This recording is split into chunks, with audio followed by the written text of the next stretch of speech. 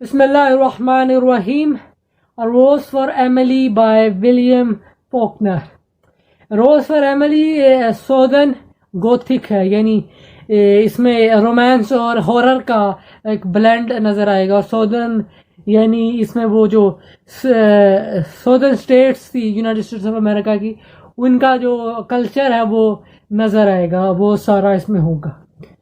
ये कहानी जो है वो कलेक्टिव नैरेटिव की तरफ से है, जो वही है, जो पूरी बस्ती है वो बात कर रही है। इसमें जो टाउन ऑफ जेफरसन के लोग हैं वो बात कर रहे हैं, और इसके जो किरदार हैं वो एमिली ग्रेसन है, होमर बैरन है, टोबी है, फीमेल कजन्स हैं, और किरदार जो रैंडमली टाउन के जो लोग हैं, एल्डरमैन हैं टाउन के, और कुछ जज का जिक्र है, एक बैप्टिस्ट मिनिस्टर का जिक्र है, कर्नल सोटरिस का, और एमिली ग्रेसन के बाप का। सारे बुनियादी तौर पे माइनर ये सिवाय होमर बैरन के और एमिली ग्रेसन के। जो कहानी है ये नॉन लीनियर नरेशन में है, यानी कहानी सीधी सीधी नहीं चलेगी, वो कहीं से भी फलांग कर किसी कहीं से भी उठकर कहीं और चली जाएगी, छलांग लगाएगी और कहानी कहीं और चली जाएगी। बुनियादी तौर पे ये 5 हिस्सों में तकसीम हुई है, यानी इसके कह लें कि 5 टुकड़े हैं, 5 चैप्टर्स हैं, 5 एपिसोड्स हैं, और उनमें ये नॉन लीनियर जो नरेशन का फ्लो है वो पाया जाता है। कहानी यहाँ से शुरू होती है कि एमिली ग्रेसन जो है वो मर गई है, और लोग उसके जनाजे पे, उसके फ्यूनरल पे आए हैं। अब वहाँ क्या है कि जो मर्द हैं वो आए हैं रिस्पेक्टफुल अफेक्शन, यानी वो जो मुद्दे को जो एजाज़ जो एहतराम बख्शा जाता है, जो वुमेन है वो mostly out of curiosity to see inside of her house. तो बुनियादी तौर पे तो वही जो वुमेन क्यूरियोसिटी का एलिमेंट है, लेकिन साथ ही साथ इसमें जो असल में कहानी का जो मुद्दा है कि उस घर में क्या था, और वो जो टाउन के जो लोग थे, जो जेफरसन टाउन के जो लोग थे, वो क्या था जो देखते थे, क्या था जो सोचते थे, यानी वो उस घर में कभी गए नहीं थे तो वो उसके बारे में बातें करते थे कि ऐसा है, ऐसा है, वैसा है। तो वो क्या था वो देखा जाए अंदर जाके। अब ये नॉन लीनियर है, तो ये पहले ये बिल्कुल अब आखिर में जाके ये कहानी बयान होती है कि घर में क्या था और कैसे कैसे वो घर में कैसे कैसे गए, उन्होंने क्या कुछ देखा, ये आखिर में बयान होता है। इस कहानी को जब आप उसकी लीनियर सेंस में लेके आते हैं तो ये कहानी ऐसे है कि एमिली ग्रेसन का बाप मर गया है, और एमिली ग्रेसन की उम्र उस वक्त तकरीबन 30 साल है, 30 ही हो सकती है, क्योंकि जो मोस्ट लाइकली जो रेफरेंस स्टोरी में है वो ये कि 30 साल थी और वो सिंगल थी। ये हो सकता है कि शायद 30 साल से पहले उसका बाप मर गया हो, और वो उसके बाद का वाकया बयान किया जा रहा हो कि वो 30 साल की हो गई थी और वो कंवारी थी। अब वो ये मामला है, और उसके कुछ देर बाद वहाँ जो टाउन के जो एल्डरमैन हैं, यानी उसके जो बड़े हैं, वो सड़कें बनवाने के लिए नॉर्थ से, यानी शुमाल से, जो यूनाइटेड स्टेट्स के 2 हिस्से किए जाते हैं, साउदर्न और नॉर्दर्न, जो दूसरा जो आया है किरदार होमर बैरन का, वो उन्हीं लेबरर्स में से, उन लेबर्स का फोरमैन है, जो जब उन्होंने पेवमेंट का काम किया, वो फुटपाथ बनवाने का, तो जो फोरमैन था वो था होमर बैरन, और वो एक यंकी था, यानी न्यूयॉर्क का रहने वाला था, और वो आया था, वो उनका फोरमैन था कि नहीं, वो सुपरवाइज करेगा और वो सारा वो पेमेंट का काम होगा। ये है मरने के बाद का, उसके बाप के मरने के बाद का वाकया। अब वो आ गया है, वो यहाँ काम कर रहा है। क्या होता है कि उन दोनों के दरमियान ताल्लुक पैदा होता है, दिलचस्पी पैदा होती है, एक दूसरे से लगाव पैदा होता है। अब जो ये मामला है ये टाउन के कुछ लोगों को अच्छा लगता है, वो समझते हैं कि जो एमिली है वो इस सब से बाहर आ जाएगी, उस ग्रीफ से एंड ऑल दैट। उसके ग्रीफ में जिससे उसका बाप मरा था, एक ये भी चीज़ मौजूद थी कि उसने अपने बाप को दफनाने से मना कह लो इनकार कर दिया था, कि उसने कहा था कि ये मरा ही नहीं है, ये जिंदा है। लोगों ने उसके बारे में कहा कि शायद कि उसके बाप ने इसकी शादी नहीं होने दी थी, जिसकी सज़ा शायद वो एमिली जो अपने बाप को दे रही थी और वो उसे नहीं दफना रही। खैर लोगों के कहने पर उमर बैरन जिस वक्त आ गया है, इस पॉइंट पे आके वो उसमें दिलचस्पी लेती है और उसने अपनी ज़िंदगी को फिर से जो है वो जीना शुरू किया है। अब कुछ लोग उसको अच्छी नज़र से देख रहे हैं कि शायद ये इन दोनों में शादी हो जाए, और कुछ लोग हैं जो उसे नहीं पसंद करते, जो चर्च वाला जो जो सोच रखते हैं वो उस चीज़ को नहीं पसंद करते, क्योंकि टेक्निकली तो वो दोनों अभी कंवारे ही हैं, उमर भी और एमिली भी। शादी नहीं हुई है, लेकिन वो क्या है कि वो देखते हैं कि जी एक इतवार के दिन यानी कि छुट्टी के दिन वो फुटपाथ पे चल रहे हैं, दोनों एक साथ चल रहे हैं, नो दैट। तो उस ज़माने में वो जो लोग थे उन्होंने वो पसंद नहीं किया और उन्होंने बैप्टिस्ट मिनिस्टर से बात की। पहले तो ऐसा कुछ नहीं हुआ, लेकिन बाद में फिर बैप्टिस्ट मिनिस्टर की बीवी ने ख़त लिखा उनके रिश्तेदारों को जो एलाबामा में रहते थे। एलाबामा में उनके रिश्तेदार रहते थे, और ये ऐसे ये भी एक एलिमेंट है कि ये भी एक अहम नुक्ता है इस कहानी का कि वो जो रिश्तेदार थे उनकी और एमिली के बाप की अनबन हो चुकी थी। यही इसकी वो वजह क्या बयान करते हैं कि उसके बाप के जनाजे पर वो जो एलाबामा के रिश्तेदार थे वो नहीं आए थे। अब वो जो बैप्टिस्ट मिनिस्टर की जो बीवी है वो उन्हें ख़त लिखती है और वहाँ से उसकी 2 फीमेल कज़न यहाँ आ जाती है। यहाँ एक और चीज़ होती है जो एक अहम है कि इस वक्त लोग खुश हो रहे थे, कुछ लोग जो खुश हो रहे थे उनके मुकाबले में जो ओल्डर पीपल थे उनकी राय क्या थी कि ये जो ग्रीफ है ये भी उस लेडी का जो नोबल ओबलाइज है, जो उसकी जो नोबलीज ओबलाइज यानी उसके जो वो सेंस ऑफ नोबलनेस है कि जी हम नोबिलिटी हैं और हमारे ये हमारे जिम्मेदारियां हैं और ये हमारा कर्तव्य है, वो उससे नहीं पीछे हटेगी। यानी कि वो चाहे उसकी सारी इमारत तबाह हो चुकी है, वो लास्ट ग्रेसन है, उसका ख़ानदान ख़त्म हो चुका है। अगर आप इसको इस तरह से भी देखेंगे, वो शादी कर लेती है और उसके बच्चे होते हैं तो वो ग्रेसन नहीं होंगे, वो ख़ानदान ख़त्म हो चुका है। लेकिन उसकी वो जो सेंस है कि जी हम महान हैं और हम बड़े लोग हैं और हम मास्टर्स हैं और हम जो है वो बहुत दयालु हैं और हमारा ये स्टेटस है, वो जो सेंस है वो नहीं जाएगी, वो वैसे ही कायम रहेगी। और ये चीज़ आगे स्टोरी में हमें मतलब जैसे जैसे कहानी आगे चल रही है ये ऐसे ही उसमें रहती है।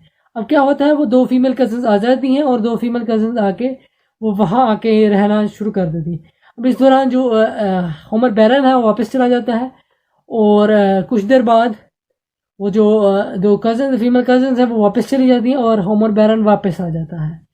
अब यहाँ ये था कि कुछ लोग, अब जैसे मैंने पहले बताया, कुछ लोग शादी कराना चाह रहे थे और वो जो जिन लोगों ने ख़त लिखवाया था कि वो आए और आके वो सारा कुछ हो, वो उस चीज़ में खलल डाल रहे थे। यानी वो मालूम होता है इस कहानी से कि शायद वो जो 2 फीमेल कज़न्स आई थी वो शायद इस सब के, यानी कि वो जो मिलना जुलना था दोनों में, वो उस चीज़ को ख़त्म कर रहे हैं या लेस डिस्करेज कर रहे हैं या उसको समझाने कि ऐसा मत करो, ये करने आए थे। लेकिन बाहर वो एट दी एंड वो चले जाते हैं। मोस्ट लाइकली वो शायद वो अनबन जो ख़त्म नहीं हुई थी या कोई ऐसा मामला था, अब वो खैर चले जाते हैं। अब उमर बैरन वापस आता है और एमिली जाके पॉइजन खरीदती है, आर्सेनिक खरीदती है। आर्सेनिक खरीदने के बाद लोग ये समझते हैं कि शायद वो खुदकुशी करने वाली है, लेकिन क्या होता है कि वो उमर बैरन को मार देती है। कहानी में ऐसे है कि लोगों ने एक निगरों ने देखा, एक शख्स ने देखा कि उमर बैरन जो था वो किचन के रास्ते दाखिल हुआ कमरे में और दोबारा किसी ने नहीं उसे देखा। इसका यही मतलब है कि वो अंदर गया और उसे जहर से मार दिया गया। कहानी आगे चलती है। आगे एक और जो नया काम होता है वो ये होता है कि कुछ देर बाद घर में बू पैदा हो जाती है। वो एक ही मुलाजिम रह रहा है, टोबी, जो एक निगरू है और वो खाना पकाता है और वो बागबानी करता है, वो माली है और वो कुक है एमिली का। वहाँ बू पैदा हो जाती है उसे घर में। वो क्यों पैदा होती है कोई नहीं जानता। लोग कहते हैं शायद कोई चूहा मार दिया होगा या वो उसको संभालना नहीं आता मामला सही से, यानी कि होता है ना चीज़ें ख़राब हो जाती हैं, खाना ख़राब हो जाता है या कोई और ऐसा मामला, तो बू पैदा हो जाती है। ये भी हो सकता है कि वो जो उमर को मारा था शायद वो उसकी लाश की बू थी, पता नहीं। बहरहाल वो लोग एक खातून पहले शिकायत करती है जज के पास, ये जज स्टीवंस के पास। फिर दो लोग और शिकायत करते हैं। वो कहता है क्या करें। एट दी एंड जो एल्डर्स हैं वो जमा होते हैं, इसमें 3 बूढ़े और एक जवान होता है, और वो जमा हो गए। फिर वो ये तय करते हैं कि लोग जाएंगे और जाकर वहाँ वो जाते हैं खैर, और वहाँ जाके वो लाइम डालाते हैं जिससे वो बू ख़त्म हो जाती है। जिस वक्त वो 40 साल की तकरीबन हो गई थी, वो चाइना पेंटिंग की क्लासेस देना शुरू हो गई। वो इस तरह से उसको कुछ इनकम हो जाएगी। और साथ ही साथ एक और इवेंट जो होता है वो कर्नल सथोरस वाला के वो कह देता है कि के इसके बाप ने हमारे टाउन को कर्ज दिया था, जिस वजह से अब इस पर कोई टैक्स नहीं होगा। अब ये वो कर देता है। 2 चीज़ें होती हैं, वो नस्ल बड़ी हो जाती है जो उससे चाइना पेंटिंग की लेसन लेने आती थी, और जो पिछली नस्ल थी कर्नल सोड्रिस वाली वो मर जाती है।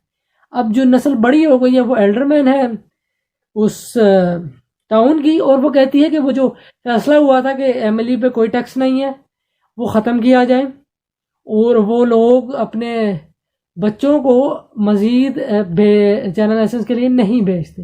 यानी वो सारा कुछ बदल जाता है। वो लेटर उसे लिखते हैं, मुतअद्दिद लेटर्स लिखते हैं, लेकिन वो जवाब नहीं देती। मेयर उससे कहता है मैं अपनी गाड़ी भेज देता हूँ, तो वो आगे से कहती है कि मैं घर से नहीं निकलती, और वो जो ख़त होता है जिसमें लिखा होता है कि टैक्स देना है, वो उस ख़त को बगैर कुछ किए वैसे ही वापस कर देती है। लोग जिस वक्त उसके घर जाते हैं और कहते हैं कि टैक्स था, तो वापस कहते हैं कर्नल सोड्रिस से बात कर लो, मेरा यहाँ कोई टैक्स नहीं। ये भी वो सेंस है, वो जो नोबलीज ब्लाइज वाली है कि हम बड़े लोग हैं, तो वो नहीं देती और उन्हें वहाँ से चलता कर देती है। एक और चीज़ यहाँ जो चेंज आता है वो ये आता है कि फेडरल मेल सिस्टम इंस्टॉल होता है, और वो बॉक्सेस लग जाते हैं, मेल बॉक्सेस लग जाते हैं तमाम जगहों पे। तो एमिली लगवाने से इनकार कर देती है। ये चेंज आ जाता है यहाँ इस जो उसका रवैया है, जो ये जैसे ये भी देखा और भी जिस तरह होता जा रहा है। लोग उसकी एक पुरानी एक ग्रेट आंट की बात करते हैं जो भी अपने आखिरी वक्तों में पागल हो गई थी, और लोग ये समझते हैं कि शायद ये ग्रीशियंस जो हैं वो खुद को कुछ ज़्यादा ही मतलब हाई रिगार्ड में रखते हैं, जिसका ये नतीजा निकलता है कि वो अल्टीमेटली अपने होश खो बैठते हैं, अपने औसान जो है वो खो बैठते हैं, अपना तवाज़ुन खो बैठते हैं। कहानी मतलब उसकी ज़िंदगी और आगे चलती है, और अगले सालों में, अगले वक्तों में सिर्फ वो जो टोबी है, वो जो उसका निगर सर्वेंट है, वही घर से बाहर निकलता है, अंदर जाता है। कोई नहीं आता, कोई चाइना लेसन पेंटिंग लेसन नहीं होते, कुछ नहीं होता। और अल्टीमेटली क्या होता है कि ऑलमोस्ट 40 साल बाद, जिस वक्त उसकी उम्र 74 साल की हो गई होती है, वो मर जाती है। अब वो मर जाती है तो वहाँ वो जो उसकी जो 2 फीमेल कज़न थी वो आती हैं, और वो फ्यूनरल को उसकी वो कंडक्ट करती हैं, यानी उसके होस्ट मेज़बान बनती हैं लोगों को। और उसमें उसका जो बयान, जो एक अहम जो चीज़ यहाँ है कि जिस वक्त लोग जाते हैं तो वो जो निगरो जो है टोबी, वो दरवाज़ा खोलता है, और जब लोग अंदर आ जाते हैं तो वो चला जाता है, और लोग उसे दोबारा, वो कभी दोबारा किसी को नहीं मिलता थे, बिल्कुल गायब हो जाते थे। यानी वो कहीं दूर जाके बस जाते थे, कहीं दूर चले जाते थे, क्योंकि उनके पास राज होते थे, और वो राज उन्होंने समझ सारी ज़िंदगी नहीं खोलने।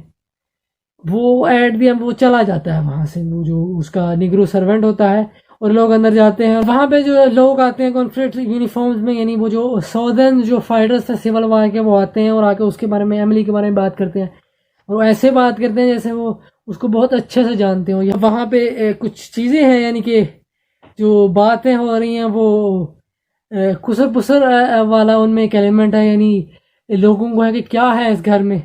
और दूसरा उसमें एक वो अफसुर्दगी है, वो जो मौत की वजह से वो जो एक सोग वाला जो माहौल होता है वो है। अब इस दौरान वो वहाँ एक जगह में जाते हैं जो कि उसका सीढ़ियों से ऊपर का एक कमरा है, जहाँ पे कोई नहीं गया पिछले 40 साल से क्या मुराद है, यानी 40 साल शायद उसके बाप को मरे हुए हो गए हैं, या आखिरी मरतबा इस वक्त यहाँ लोग आए थे। 40 इस तरह से कह लेंगे, शायद उसके बाप के मरने के बाद भी लोग इस घर में आते हों, लेकिन उसके बाद, यानी उसके बाप के मरने के लिए 5-6 साल बाद, 3-4 साल बाद लोगों का आना यहाँ बंद हो गया। 40 साल तक कोई नहीं गया। और वहाँ जो अब वो जब जो जाते हैं वहाँ पे, ये वो सारा बयान हुआ है जिस वक्त वो उसका मामला था कि वो शायद शादी कर लेती, वो शॉपिंग करती है जाके। मेल जो चीज़ें होती हैं, मेल टॉयलेट के लिए मेल सूट वगैरह, male shoes and all that, वो ये चीज़ें जो है वो उनकी शॉपिंग करती है ताकि वो शादी कर सके। और मोस्ट प्रोबेबली उसके मारने की वजह क्या थी कि उसने होमर ने शायद शादी करने से इनकार कर दिया था। उसकी वजह भी पीछे बयान होती है। वो क्या होती है कि होमर खुद कहता है कि that he is not a marrying man. क्या होता है कि जी वो मैन हिमसेल्फ ले इन द बेड, वो जो शायद वहाँ हड्डियाँ पड़ी हों किसी की उस बिस्तर में, टेक्निकली उसको मरे भी अंदाज़ा 30 साल से ज़्यादा तो हो ही गए होंगे, तो वहाँ हड्डियाँ शायद पड़ी हुई हों, शायद हड्डियाँ भी ना हो, वो पाउडर हो। ये एग्जैक्टली बताया नहीं है कि वहाँ क्या है। और खैर वो आगे जाते हैं, फिर वहाँ वो और चीज़ें देखते हैं। जो मेन चीज़ है वो ये है कि वो वहाँ नोट करते हैं कि then we notice that in the second pillow was the indentation of a head. One of us lifted something from it and leaned forward, and that faint and invisible dust, dry and arrest in the nostrils, we saw a long strand of iron grey hair. यानी वहाँ एक दूसरे sir का निशान भी था। यानी एक तो शायद वो लाश की वजह से पिल्लों में निशान बन गया, और दूसरा एक और निशान भी था। और वहाँ एक ग्रे हेयर वहाँ टूटा हुआ एक सफ़ेद बाल था। इससे वो पता चलता है कि शायद एमिली ने जो है वो डेड बॉडी के साथ जो है वो के साथ वो सोई थी। इसी वजह से उसे नेक्रोफिलियक भी कहते हैं एमिली को। इसके जो थीम्स हैं उनमें चेंज है, ट्रेडिशन है, डेथ है, कंट्रोल है। इसकी जो बुनियादी थीम्स है, जो मेजर थीम्स, इसके अलावा भी थीम्स बनाए जा सकते हैं। ट्रेडिशन कैसे है जी, एमिली खुद एक ट्रेडिशन है, वो लास्ट है ग्रीसियन फैमिली की। वो जो उसकी ज़िंदगी जिस तरह वहाँ गुजर रही थी, जिस तरह नेटर कहता है कि जी वो ट्रेडिशन, यानी वो उनके लिए एक बहुत इंट्रीगिंग मामला था कि एमिली क्या कर रही है, एमिली की ज़िंदगी कैसी गुजर रही है। ये उनके लिए समझ लो ट्रेडिशन थी कि हमने ख़बर रखनी है। और एमिली जिस तरह मतलब रह रही थी, वो उसके पास सर्वेंट था और वो किसी को जवाब दे नहीं समझती थी खुद को।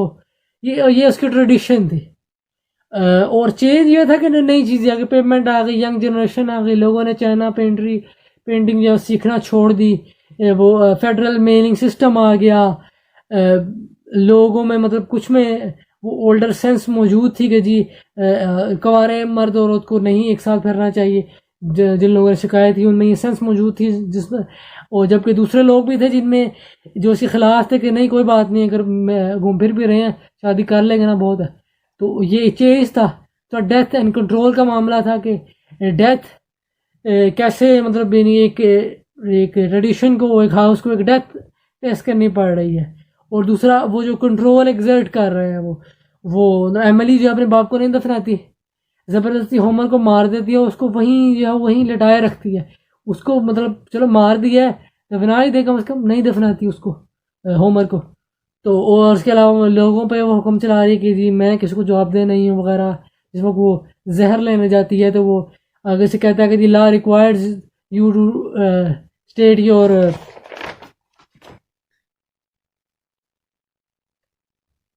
The law requires you to tell what you are going to use it for. जवाब नहीं देती उसे। ये उसका वो कंट्रोल का सेंस है कि जी हम बड़े हैं, हम अपनी मर्जी करेंगे नॉलैंड। बिल्कुल ऐसे ही वो जो फीमेल कज़न है वो भी कंट्रोल वाला मामला है कि वो आ जाएंगे तो आके वो हो सकेगी हम ये ना करो वो ना करो, कंट्रोल। तो ये इसमें ये है। उसके अलावा इसमें जो दो एक अहम तो जो अहम गिने जाते हैं वो वॉचिंग और डस्ट, जो दो मोटिव्स हैं। यानी ये रिप्रेजेंट कर रहे हैं वॉचिंग किस चीज़ को कि जी क्या क्या कुछ बदल रहा है, कैसे कैसे चीज़ों में तब्दीली आ रही है, लोग देख रहे हैं, लोग उसको एक्सपीरियंस कर रहे हैं और लोग बदल रहे हैं उसके साथ। ये जो ऑब्जर्वेशन का एलिमेंट है और एक डस्ट का एलिमेंट है कि जो पुरानी चीज़ है वो गर्द आलूद हो रही है, यानी कि वो अब वेयर आउट हो रही है, उसकी उम्र ख़त्म हो रही है, वो बेकार होती जा रही है, वो अब फेंकने वाली होती जा रही है। यह सारा a rose for Emily by William Faulkner.